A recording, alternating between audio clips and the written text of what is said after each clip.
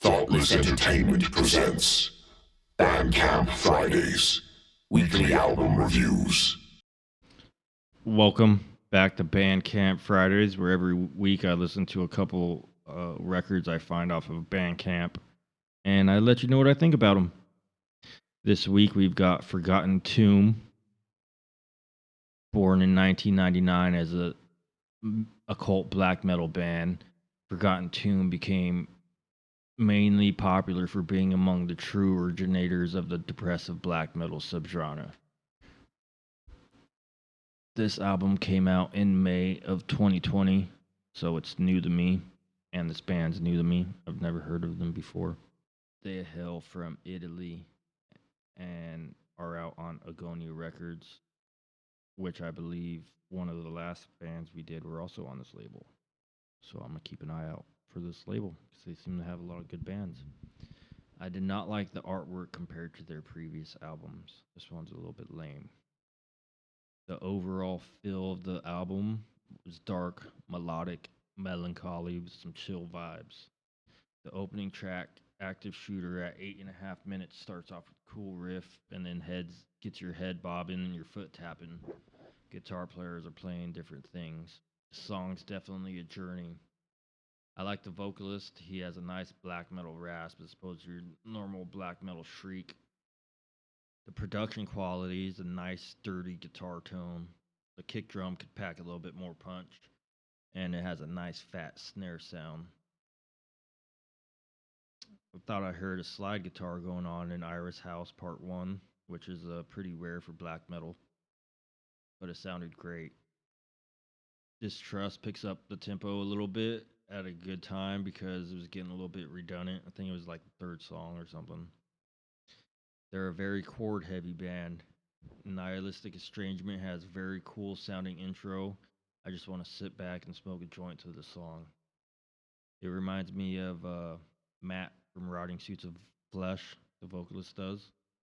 And the guitar work reminds me of Degradation Trip from Jerry Cantrell and maybe a little bit of a Old Man's Child. I'd give it a 7 out of 10. I would definitely recommend you give it a listen. I want to go back in the earlier catalog and see how they've progressed through the years. And then next up, we have Oxygen Destroyer. It came out in August of 2024. They come from Seattle, Washington, and I don't see what label they are on. I would describe this album as a relentlessly brutal and technical. The opening track, Guardian of the Universe, after the opening explosion, they just pummel you with heaviness. It didn't have the guttural vocals I expected. They come out strong with riff after riff and finish it off with some nice solos. Not a whole lot of vocals going on the opening track. Production quality was very in your face. I like the reverb heavy guitar solos over the very dry rhythm guitars. Very heavily distorted, but they still sounds really clean. I'd call it a nice crisp production. The drums are relentless, so it's really hard to hear the quality of the drum sounds.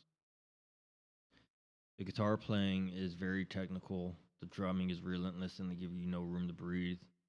And it's hard to tell where one song ends and the other begins because they just fucking beat you the whole time. It reminds me of Morbid Angel and Vader. I give it an 8 out of 10. It's pure fucking death metal and you'll love it, you know, if you're kind of into that sort of thing. And then next up, we have the debut album from Corrupting the Corrupted called Conspiracy, out on Thoughtless Entertainment. I would describe this album as pure fucking metal. The opening track, B is for Bondage, has a nice fade in intro with some technical guitar playing.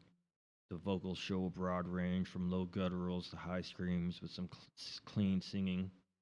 The chorus is catchy with a nice old school style guitar solo. Production quality, it has a bright old school sounding guitars instead of your modern scoop sound. Drum sounds good, a solid punchy kick, and a beefy snare.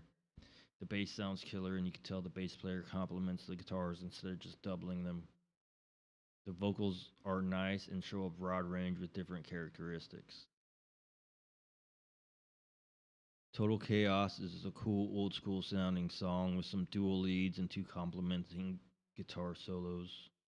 Harbor of Morality is only about three chords that repeat the whole song, but the drums and vocals carry it well.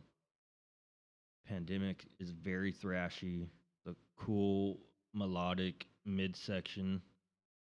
There's an acoustic song that's all right. It wasn't my favorite.